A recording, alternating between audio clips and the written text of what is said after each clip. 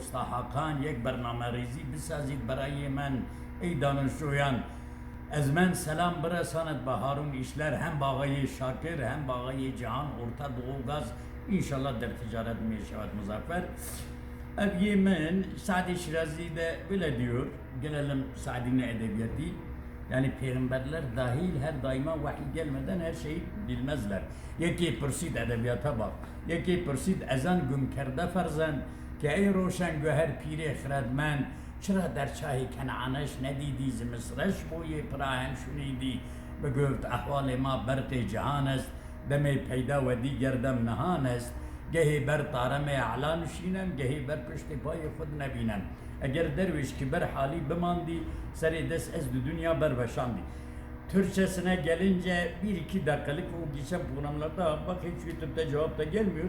Ne ben şeydeyim bir kelimeyi okuyunca وإن كان المشخص لا يعرف فاستعرف وأخص منه لا يفي بمشخصاته ya da بمشخصاته.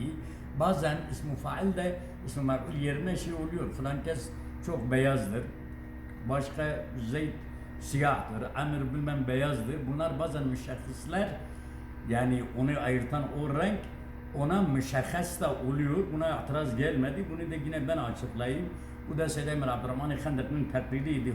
Benden hediye bunlara şey olsun. Her bedi zamanın bir satırı hani o küllü cüzü üzerine o haşiyedeki müşahhasat geçiyordu.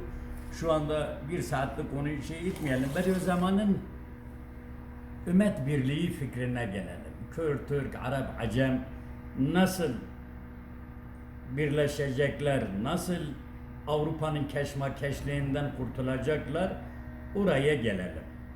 Şimdi telefonlarda bizim Ankara'da Şaşırgillerinde benim dayım Şeyh İbrahim hem Muhammed Emin Şeytan'ın da dayısı Şeyh İbrahim bugünkü ortamı Seyyid Emre Muhammedzade'den da okuduğu için eski hocalarınla şeylerini Şeyh İbrahim'den dinleyelim, ortamı biraz bize özetlesin.